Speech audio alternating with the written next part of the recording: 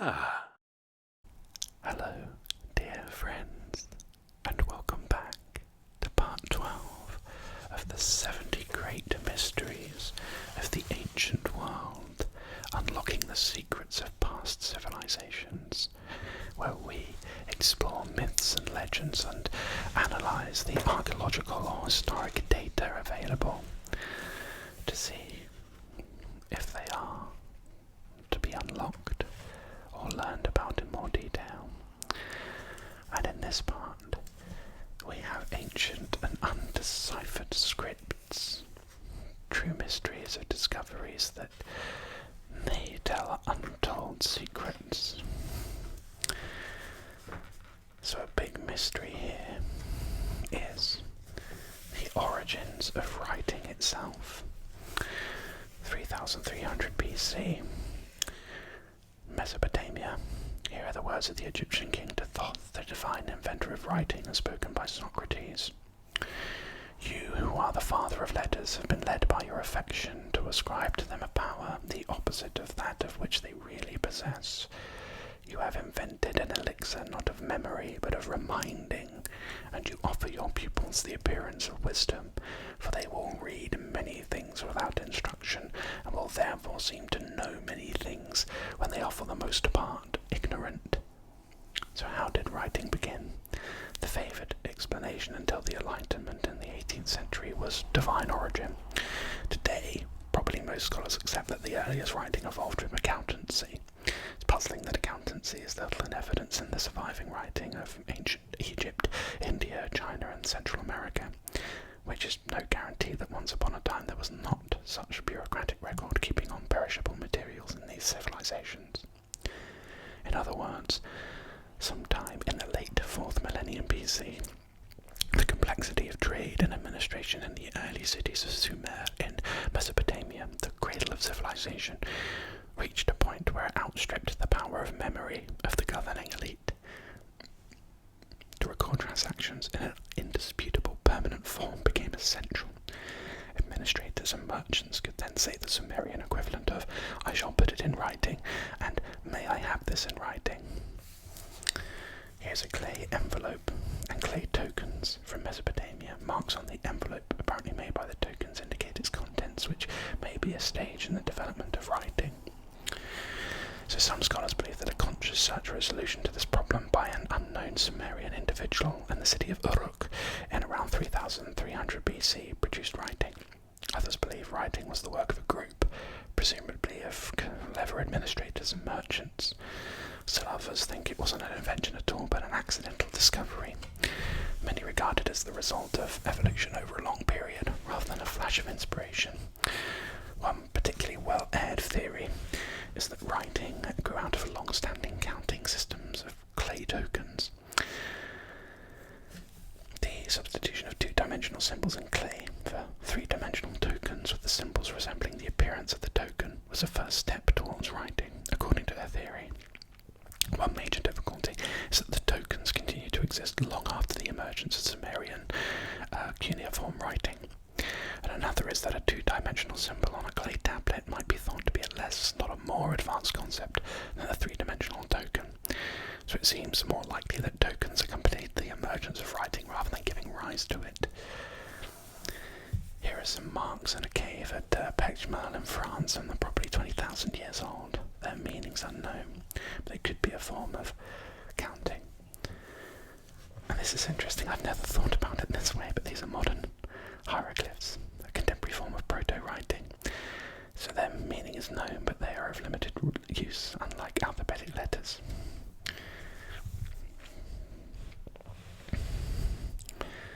So apart from the tokens, numerous examples exist that one might call proto-writing. So for example, there are Ice Age symbols found in caves in southern France, which are probably 20,000 years old.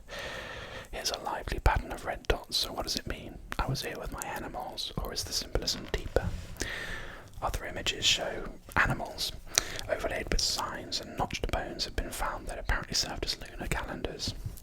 So proto-writing isn't writing, it's the sense of the word we use it today. A distinguished scholar of writing, John de Francis, defined full writing as a system of graphic symbols that can be used to convey any and all thought. this definition, proto-writing includes, as well as the Ice Age cave symbols, Middle Eastern archaeological tokens, Pictish symbol stones, and tallies, such as the fascinating knotted Inca quippus. Such contemporary science systems as international transportation systems, highway code signs, computer icons, and mathematical and musical notations. None of these systems are capable of expressing any and all thought, but they are each very good at specialized communication. So to express the full range of the human thought, we need a system intimately linked with spoken language. So for as Ferdinand de Saussure, the founder of modern linguistics, wrote, language may be compared to a sheet of paper, though it's on one side of the sheet and to sound the reverse side, just as it is impossible to take a pair of scissors and cut one side of the paper without at the same time cutting the other. It's impossible in a language to isolate sound from thought, or thought from sound. That's a good point. So the symbols of what may have been the first full writing system are generally thought of to have been pictograms, iconic drawings of, say, a pot or a fish or a head with an open jaw, representing the concept of eating, which have been found in Mesopotamia and Egypt, dating to the mid-4th millennium BC. Shortly after that in the Indus Valley, and even earlier in China, according to the doubtful claims of some Chinese archaeologists. In many cases, their iconicity soon became so abstract that it's barely perceptible to us. So here is how the Sumerian pictograms developed into cuneiform signs. Ku, eat. Sa, pig. Musen, bird. Chi, reed. Sag, head. Kiri, orchard. So pictograms were insufficient to express the kinds of words and their constituent parts that cannot be picturized. So essential to the development of full writing as opposed to limited, purely pictographic proto-writing was the discovery of the rebus principle. It's a radical idea from Latin meaning by things, enables phonetic values to be represented by pictographic symbols. So thus in English, a picture of a bee with a picture of a figure 4 might, if one were so minded, represent a B4, and a bee with a picture of a tray might stand for betray, while a picture of an ant next to a buzzing beehive might less obviously represent Antony. Very interesting. Here are two pictorials from the tomb of Tutankhamun. The scarab beetle in the top one, pronounced Kippa, is a rebus forming part of Tutankhamun's prenomen, and the Ankh sign with the cross and the talons of the falcon stands for life.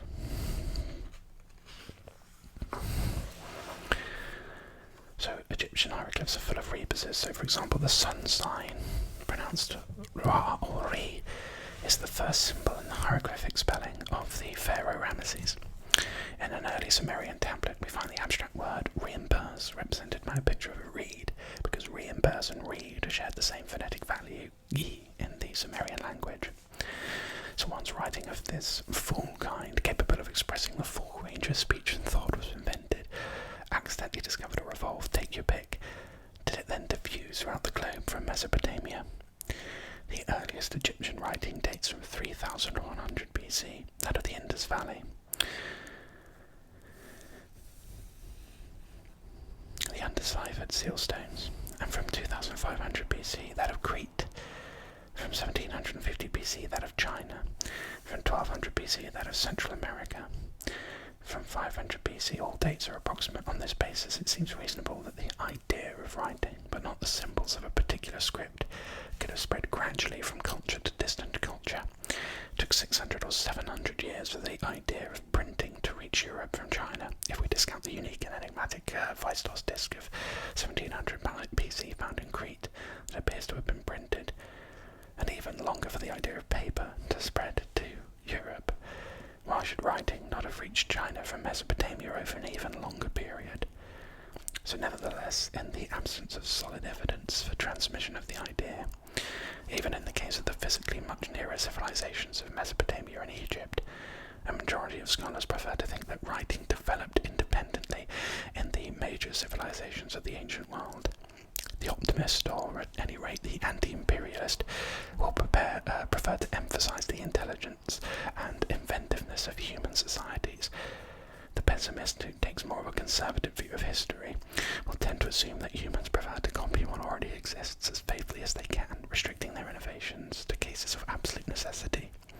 After all, the latter is the preferred explanation for how the Greeks, at the beginning of the first millennium, borrowed the alphabet from the Phoenicians, adding in the process signs for the vowels not written in the Phoenician script. There are many other examples of script borrowings, such as the Japanese taking the Chinese characters in the first millennium AD. If ever the Rongorongo script of Easter Island, the most isolated inhabited spot on Earth, is deciphered, it may shed light on the fascinating question of whether the Eastern Islanders invented Rongorongo unaided, brought the idea of their writing from Polynesia in their canoes, or borrowed it from Europeans who first visited in the 18th century. If we could prove that Rongorongo was invented unaided on Easter Island, we would at last be sure that writing must have had origins, rather than one origin. A fascinating question that I hadn't thought of before. The Proto-Elamite script, Iran, 3050 to 2900 BC. Here's Daniel D. Potts in 1999. For most students of antiquity, Elam appears aloof, somewhat exotic, a place of hard-to-pronounce names, unfamiliar sights, a poorly understood language, and a somewhat barbaric population to the east of Mesopotamia.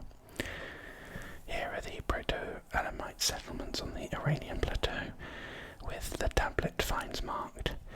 The Proto-Elamite script slightly postdates the Proto-Cuneiform script used at Uruk in Mesopotamia. So Proto-Elamite is the world's oldest undeciphered script, assuming that it is a fully developed writing system used for a brief period 5,000 years ago in Elam, the biblical name for the province of Persia, and the area known to the classical geographers as Susiana, from the name of its ancient capital Susa. Today it corresponds very roughly to the region of the oil fields in western Iran.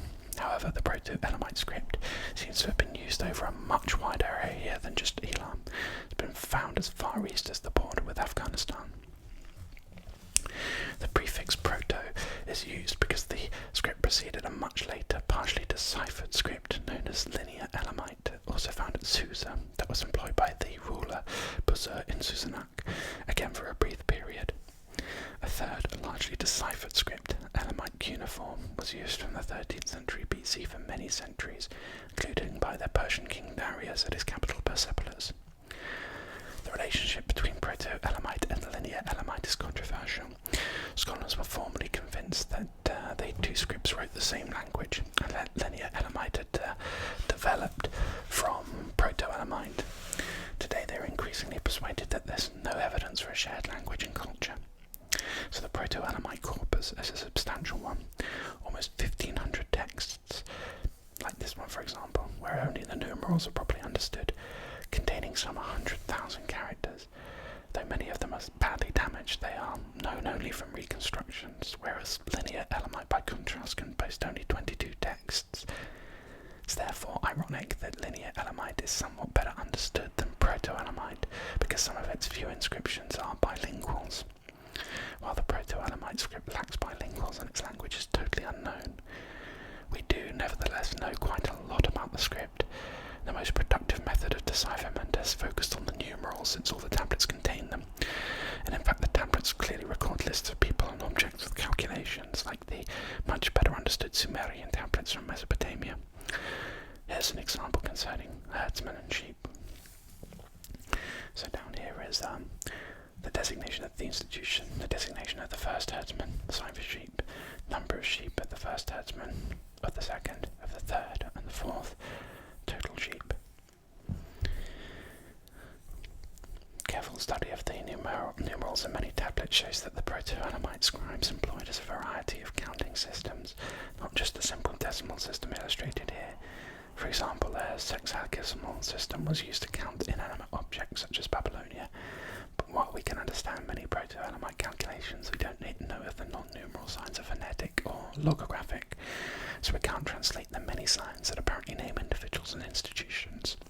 Only knowledge of the language could prove that the script is a full writing system, rather rather than a complex system of noting economic records. I just love the pure mystery behind it. Obviously, the fact that these are artifacts that have survived through time give them importance and weight. But I also love the idea that upon deciphering, they are just some person's fanfic of a local authority figure or something. It would, just because something's lasted physically throughout the ages doesn't necessarily mean it's archaeologically of great importance in terms of its content. But then again, the fact it survived for so long, it gives us an insight into the writing and culture of the time, and the economic circumstances of the time has great weight anyway. So that's a moot point. Here we have the Indus script, Pakistan, India, 2500 to 1900 BC. Sir Mortimer Wheeler says in 1953, at their best it would be no exaggeration to describe the Indus Valley seals as little masterpieces of controlled realism, with a monumental strength in one sense out of all proportion to their size, and in another entirely related to it. So the Indus Valley civilization was lost even at the time of Alexander the Great. When his emissary Aristobulus visited the area in 326 BC, he found an abandoned country with more than 1,000 towns and villages deserted after the Indus had changed its course. It wasn't mentioned again in historical records for over 2,000 years, when in the early 1920s, an Indian archaeologist out searching for non-existent victory pillars put up by Alexander on his retreat from India stumbled across the true significance of the ruined mound at Mohenjo-daro, now in the Sindh province of Pakistan. His discovery, and a similar discovery 350 miles away at Harappa, also in what is now Pakistan, would double the recorded age of civilization in India at one stroke, shifting it from the imperial inscriptions of Ashoka in 250 BC back to about 2500 BC. Immediately, a team under Sir John Marshall, Director General of the Archaeological Survey of India, began excavating at both sites. And over the past 8 decades, they and their successors have revealed some 1,500 sites belonging to the Indus Valley civilization in Pakistan and northwestern India, covering an area approximately a quarter of the size of Europe, larger than either the ancient Egyptian or Mesopotamian empires of the 3rd millennium BC. Most sites are villages, but 5 are major cities. At the peak of the civilization between 2500 and 1900 BC, Mohenjo-daro and Harappa were comparable with cities like Memphis in Egypt and Ur in Mesopotamia. They could not boast great pyramids, palaces, statues, graves, and hoards of gold, but their well-planned streets and advanced drainage put to shame all but the town planning of the 20th century AD. And some of their ornaments, such as the long-drilled carnelian beads found as far afield as the royal cemetery of Ur, rival the treasures of the pharaohs for loveliness and technical sophistication. This advance in understanding how the Indus Valley dwellers lived has served to highlight the embarrassing fact that we can only speculate about how they thought, because their writing is undeciphered. Unlike Egyptian hieroglyphs and Mesopotamian cuneiform, the Indus script appears not on walls, tombs, statues, stelae, clay tablets, papyri and codices, but on seal stones, pottery, copper tablets, bronze implements and ivory and bone rods, found scattered in the buildings and streets of Mohenjo-daro, Harappa and other urban settlements. No doubt it was written to imperishable materials such as the palm fronds traditionally used for writing in India. The seal stones are the most numerous of the inscriptions, and are justly celebrated for their exquisiteness and the unique style of carving. Once seen, they are never forgotten. And I can see why. Look at the intricate detail of this. The proto-Shiva, this Indus seal impression, shows a precursor of the much later Hindu deity Shiva. And the sites of the civilization cover an area about 1/4 the size of Europe. So about 3,700 inscribed objects are known. 60% of them are seals, but 40% of them are duplicate inscriptions, so the useful total for the decipher is not as large as it seems. More have been found in the 1990s, but it's not an abundant corpus, especially as the inscriptions are tantalizingly brief. The average has fewer than 4 characters in a line and 5 in a text. The longest only 26 characters, divided between 3 sides of a triangular terracotta prism. In addition to the characters, many seal stones are engraved with a detailed intaglia of animals. These are generally recognizable: rhinoceroses, elephants, tigers, buffaloes, zebras, for instance. Some are fantastic or chimerical, including a one-horned animal which the early excavators probably dubbed a unicorn, a creature legendarily originating in India. Unidentified anthropomorphic figures, sometimes seated in yogic postures, also feature, and they might be gods and goddesses. Various scholars, beginning with Marshall, have therefore suggested that some of these figures are precursors of the Hindu deities first mentioned 2 millennia later in Sanskrit texts. One in particular, Marshall dubbed Proto-Shiva. There's been more than 100 serious attempts to decipher the Indus script, but more important work has been done in collecting, cataloguing and publishing all the inscriptions, notably by Asko Popola, the leading Indus script scholar. There's little general agreement about a decipherment. Most of the attempts differ so radically.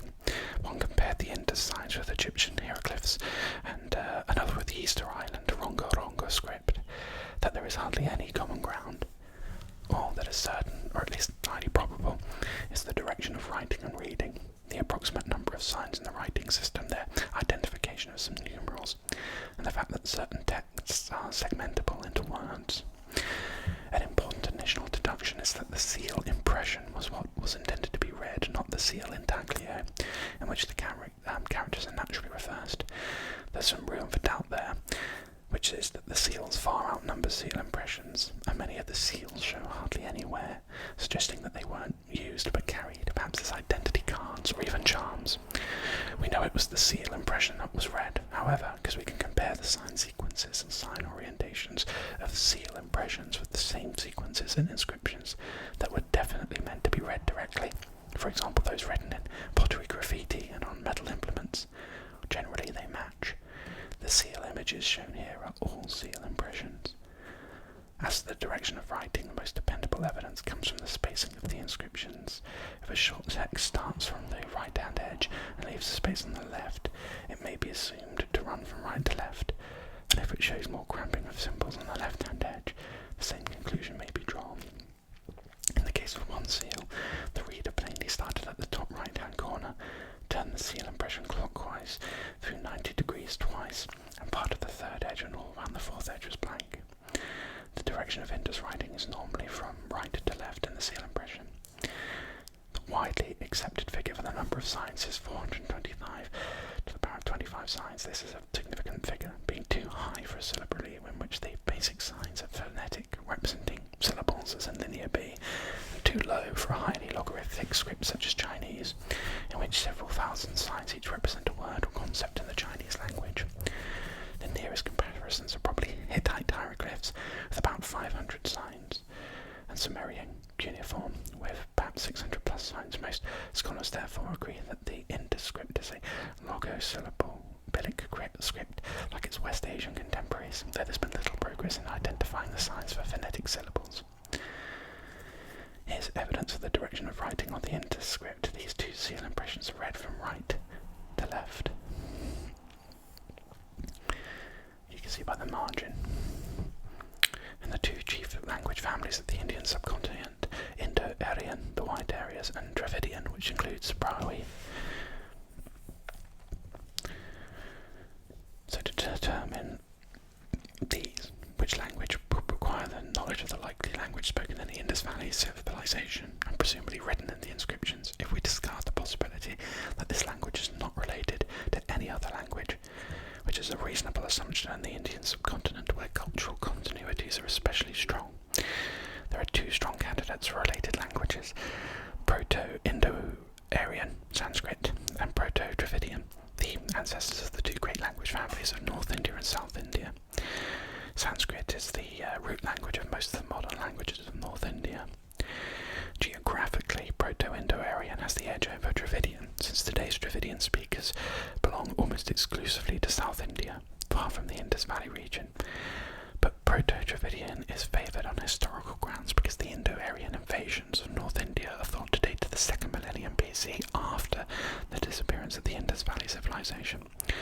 In support of this, there exist pockets of Dravidian languages in North India, one of which, Brahui, is spoken by around 300,000 nomadic people in Balochistan, west of Pakistan, is significantly close to the Indus Valley. These Dravidian speakers are probably remnants of a Dravidian culture once widespread in North India, Dravidia, which was submerged by encroaching Indo-Aryans. The Proto-Dravidian hypothesis is therefore the one favoured by a majority of scholars. They're searching for sensible links between the meanings of words in early Dravidian languages such as Old Tamil, Telugu, Malayalam, and Kannada, and the iconic and iconographic signs and images of the Indus seals and other inscribed objects, with support from archaeological evidence about the Indus Valley civilization and cultural evidence about Dravidian civilization and religious beliefs. The method is inherently speculative, but some intriguing decipherments of individual signs have been suggested, which may one day be testable enough if enough new inscriptions come to light. Must be so amazing for people in this field to be working towards these discoveries, these things that are yet to be discovered. The potential, the opportunity. Here's Linear A and the Phaistos disk, 1750 to perhaps 1450 BC, Crete. Yves Duo in 2000 says suggested decipherments of the Phaistos disk a legion, and the propositions all go in all possible and imaginary directions: Basque, Chinese, Dravidian, Greek, Hittite, Luwian, Pelasgian, Semitic, Slavic, Sumerian, to name a few. Anyway, if one of the decipherments is correct, all the others are wrong. So here is Sir Arthur Evans at Knossos, as painted in 1907, holding a tablet written in Linear B, one of the 3 scripts he discovered in Crete, and a major find spot of Linear A in the Minoan Palace of Hagia Triada in southern Crete. The clay tablet with Linear A inscription was found there. So, when Sir Arthur Evans began excavating what he called Linear Script B a century ago at the Palace of Minos at Knossos, Crete, he discovered a second script also written mainly on clay tablets which strongly resembled it, and he named Linear Script A. He also found a third type of writing at Knossos and elsewhere on Crete, principally on seal stones, which he termed hieroglyphic. According to the archaeological record, the hieroglyphic was the oldest of the 3 scripts, dating chiefly to 2100 to 1700 BC. Linear A belonged to the period 1750 to 1450 BC, while Linear B postdated Linear A.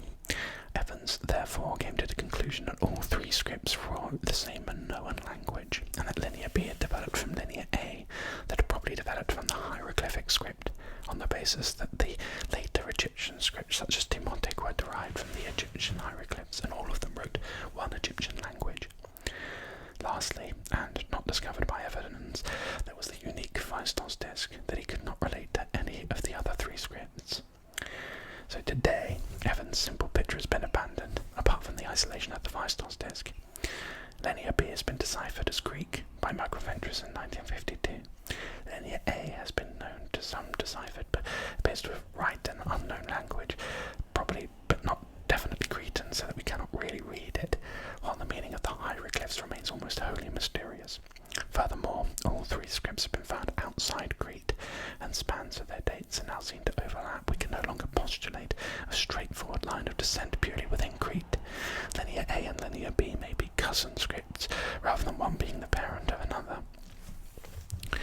The bulk of the early discoveries of Linear A were made at the site of the Minoan Palace in the south of the island at Hagia Triada, but much has been discovered since then, including on Greek islands all over the Aegean, at one place on the Greek mainland, on the Turkish mainland, at ancient Miletus, and even at 2 sites in distant Palestine. Nevertheless, there is far less of Linear A than of Linear B.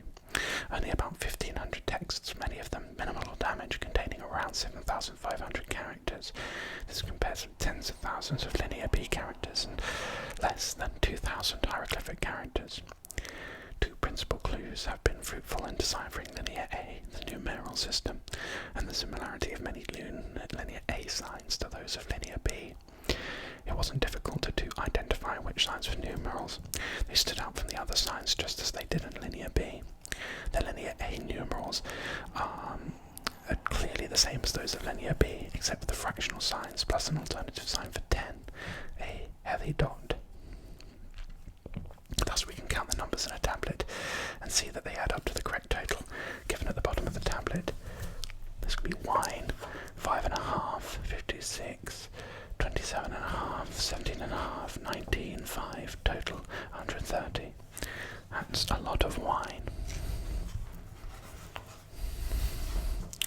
So working from the top down, we can pick out a series of numbers, and the correct total of the preceding 6 numbers. The 2 signs that appear to the left of the total probably signify total, as in linear B. We can also identify a logogram, a word sign that means wine, in linear B. It could be a picture of a vine growing on a trellis. So by general analogy with the linear B tablets, this linear A tablet is likely to concern amounts of wine given to various named individuals at a certain place, which is thought to be named in the first line of the tablet. Comparison of linear A signs with the sign list of linear B yields an important conclusion. The vast majority of the linear A signs resemble those of linear B. Thus the 2 linear signs, these 2, if you can see, closely resemble the linear B signs for A and for Ru, and the 3 signs here resemble the linear B signs for D, Na, and U. So in this way, equating unknown linear A values with known linear B values purely on the basis of the resemblance and shape of A and B signs, we can translate linear A tablets phonetically.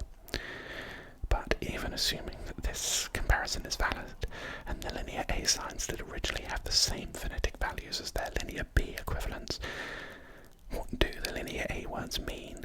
For this we need to know the Minoan language of linear A. Well over a dozen candidate languages have been pressed into service by would-be decipherers, and of course the very notion that Minoan is related to another language excludes the possibility that, like the unknown Eritrean language, it may have been an isolated one. The most seriously pursued comparisons have been with the 3 languages of, or language groups, Semitic, Greek, which is the language of linear B, and Anatolian, Indo-European. They are all possible to the extent that these languages, or their archaic dialects, were spoken around the eastern Mediterranean in the 2nd millennium BC. The trouble is, there's not enough linear A text to rule any of them in or out conclusively. The current favourite is the Anatolian hypothesis, which is reasonable on historic and archaeological grounds. Herodotus, in the 5th century BC, noted that the Lycians of southwest Anatolia are in good truth anciently from Crete, and linear A was recently found in Anatolia at the site of ancient Miletus. The decipherment of linear A is therefore a partial one. The numerals can be read with confidence, and the phonetic values may well be those of linear B, but we do not have enough inscriptions to work out which of the likely candidates is the language of linear A. So we can transliterate much of linear A, but we can't translate it. So here is the mysterious Phaistos disc. Its punch signs don't resemble any other script, and its language is totally unknown, but it was found in 1908 in the ruins of a palace at Phaistos, southern Crete, and was dated to no later than 1700 BC. So far, all attempts to decipher it have been fruitless. So it's the biggest puzzle along all the scripts of ancient Crete. It was discovered by an Italian excavator in the ruins of a palace at Phaistos in southern Crete here, and in an archaeological context suggesting that the date of the disc wasn't later than 1700 BC, so in other words it was contemporary with linear A. It's made of baked clay, and on either side is an inscription that consists of characters impressed on the wet clay with a punch or stamp. The disc is therefore, so to speak, the world's first typewritten document, created 2,500 years before printing began in China, and more than 3,000 years before Gutenberg's Bible. Very interesting. So why would somebody have bothered to produce a punch or stamp rather than inscribing each character as afresh in linear A and B languages? If it was to print many copies of documents, then why have no other documents in this script been found in over 90 years of intensive excavations? And why do the signs on the Phaistos disc fail to resemble any of the signs of the Cretan hieroglyphic script, linear A or B? Could the disc have been imported into Crete, as a minority of scholars believe? Could it even be a fake, perhaps a hoax on the original excavators, as has occasionally been suggested? There are very few clues as to the meaning of the script, no reliable answers. The signs themselves are of little help, since they resemble no other Minoan signs, are few in number, only 242 characters in all, and enigmatic in appearance. The language behind the signs is a total unknown. The context of discovery is of no real help either, other than to establish the disc's date, since there are no samples from other archaeological contexts in which to compare the disc. The only serious hope for a decipherment is that a cache of similar inscriptions will one day be found. This is researchers from proposing full decipherments, which vary wildly, itself proveth the hopelessness of the task. During 1999 alone, 2 books appeared in French and English, one proposing a total translation into Proto-Ionian Greek, and the other an interpretation of the disc as a calculating device, a Bronze Age computer disc. Even Chinese has been put forward as the true language of the disc. For most professional scholars, anyone claiming to have deciphered the disc must ipso facto be cracked in the head. John Chadwick, collaborator of Ventris in the decipherment of Linear B, used to receive new disc decipherments at the rate of almost one a month for many years, and continue to analyse some of the better ones for the elements in them that were logical. He wrote, "We must curb our impatience and admit that if King Minos himself were to reveal to someone in a dream the true interpretation, it would be quite impossible for him to convince anyone else that this was the one and only possible solution."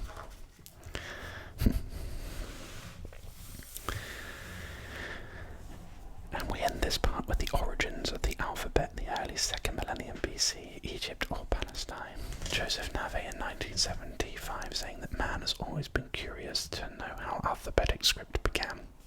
Herodotus, the father of history, mentions that the Phoenicians came to Greece with a man named Cadmos. They introduced writing and other arts. So the origins of writing are full of riddles. Even more perplexing is the enigma of the first alphabet. That it reached the modern world via the ancient Greeks is well known. The word alphabet is of course derived from the first 2 Greek letters, alpha and beta, but we have no clear idea of how and when it appeared in Greece and how the Greeks thought of adding letters standing for the vowels as well as the consonants, and how even more fundamentally the idea of an alphabet first occurred to the pre-Greek societies at the eastern end of the Mediterranean during the 2nd millennium BC. So scholars have devoted their lives to these questions, but the evidence is too scanty for firm conclusions. Did the alphabet evolve from the scripts of Mesopotamia, Egypt, and Crete, or did it strike a single unknown individual in a flash? And why was an alphabet thought necessary? Was it the result of commercial imperatives, as seems most likely? In other words, did business require a simpler and quicker means of recording transactions than, say, Babylonian cuneiform or Egyptian hieroglyphs, and also a convenient way to write the babble of languages of the various empires and groups trading with each other around the Mediterranean? So if so, it is surprising that there is zero evidence of trade and commerce in the early alphabetic inscriptions of Greece. This and other considerations have led some scholars to postulate controversially that the Greek alphabet was invented to record the oral epics of Homer in the 8th century BC.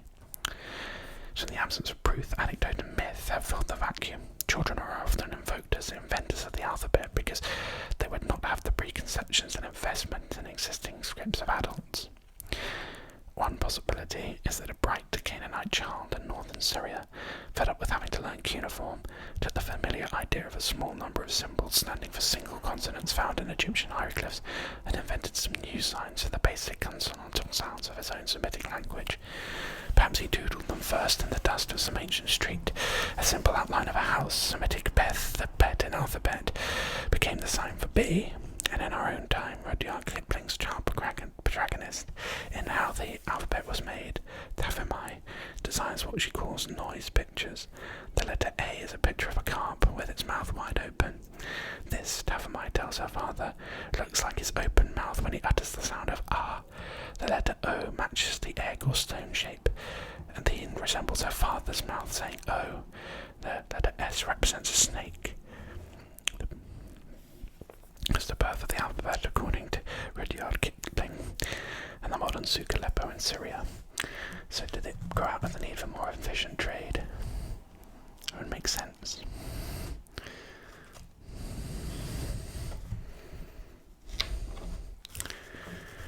As of course the hissing sound of the snake is this somewhat far-fetched way a whole alphabet is created by Tafimai. To quote a better poet, William Blake wrote in Jerusalem, God, in mysterious Sinai's awful cave, to man the wondrous art of writing gave. A small sphinx in the British Museum once seemed to show that Blake was right, at least about the origin of the alphabet. The sphinx was found in 1905 at Sarabit el-Qadim in Sinai, a desolate place remote from civilization, by the Egyptologist Sir Flinders Petrie. He was excavating small turquoise mines that were active in ancient Egyptian times, and Petrie dated the Sphinx to the middle of the 18th dynasty. Nowadays its date is thought to be about 1500 BC. On one side of it is a strange inscription, and on the other, and between the pores, there are further inscriptions of the same kind, plus some Egyptian hieroglyphs which read, "Beloved of Hathor, Mistress of Turquoise." There were still other inscriptions written on the rocks of this remote area, such as these.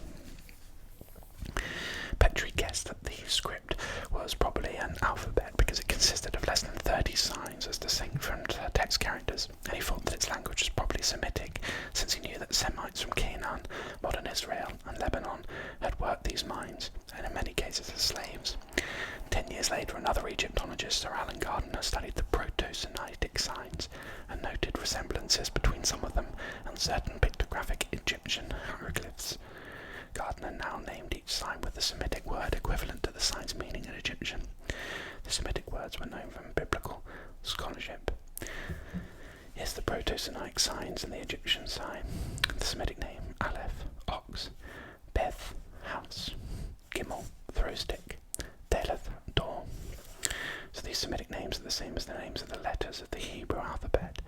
A fact that did not surprise Gardner, since he knew that Hebrews had lived in Canaan since the late 2nd millennium BC. But while the names are the same, the shapes of the Hebrew letters are different from the Proto-Semitic signs, suggesting that any link between them cannot be a straightforward one. Here's the Sphinx with the information was found. Gardner's hypothesis enabled him to translate one of the inscriptions that occurred on the Sphinx from Serapit el-Qadim. So in English transcription, this would be Balat, with the vowels spelled out. Hebrew and other Semitic scripts do not indicate vowels, so readers guessed the vowels from their knowledge of the language. Gardner's reading made sense. Balat means the lady, and is a recognised Semitic name for the goddess Hathor in the Sinai region. So the inscription on the Sphinx seemed to be a bilingual. Unfortunately, no further decipherment proved tenable, mainly because of lack of material and the fact that many of the Proto-Semitic signs had no hieroglyphic equivalents. Scholarly hopes of finding the story of the Exodus in these scratchings were scotched. Nevertheless, it is quite possible that a script similar to the Proto-Semitic script was used by Moses to write down the 10 Commandments on tablets of stone. We still do not know whether Gardner's 1916 guess was correct, plausible though it is. For some decades after the discoveries in Sinai, the inscriptions were taken to be the missing link between the Egyptian hieroglyphs and the first well-attested alphabets. These belong to Ugarit, today's Ras Shamra on the coast of Syria, where a 30-sign cuneiform alphabet was used in the 14th century BC, and to the Phoenicians in Canaan in the late 2nd millennium, who used 22 consonantal letters. But why should lowly and presumably illiterate miners in out-of-the-way Sinai have created an alphabet? Prima facie, they seem to be unlikely inventors. Subsequent discoveries in Lebanon and Israel have shown the Semitic theory of the alphabet to be a romantic fiction. These inscriptions dated to the 17th and 16th century BCs suggest that the people then living in the land of Canaan were the inventors of the alphabet, which would be reasonable. They were cosmopolitan traders at the crossroads of the Egyptian, Hittite, Babylonian and Cretan empires, and were not wedded to an existing writing system. They needed a script that was easy to learn, quick to write and unambiguous. Although unproven, it's probable that the Proto-Canaanites were the first to use an alphabet. Could this be the example of it? Very recently, however, the picture has become complicated by new discoveries in ancient Egypt itself, and a revised version of the Gardner theory now seems plausible. So in 1999, an archaeologist from Yale University, John Coleman Darnell, and his wife Deborah announced that they had found examples of what appeared to be alphabetic writing at Wadi el-Hol, west of Thebes, while they were surveying ancient travel routes in the southern Egyptian desert. The date of the inscriptions is 1900 to 1800 BC, which places them considerably earlier than the inscriptions from Lebanon and Israel, and would make them the earliest known alphabetic writings. The two short inscriptions are written in Semitic script, and according to the experts, the letters were most probably developed in a fashion similar to a semi-cursive form of the Egyptian script. The writer is thought to have been a scribe travelling with a group of mercenaries. There are many such mercenaries working for the pharaohs. And if this theory turns out to be correct, then it looks as if the alphabetic idea was, after all, inspired by the Egyptian hieroglyphs and invented in Egypt rather than Palestine. But the new evidence is by no means conclusive, and the search for more inscriptions continues. The riddle of the alphabet's origins has not yet been solved. So on that note, we conclude this part of the 70 Great Mysteries of the Ancient World. Thank you so much for joining me, and I look forward to having you join me next time. Until then,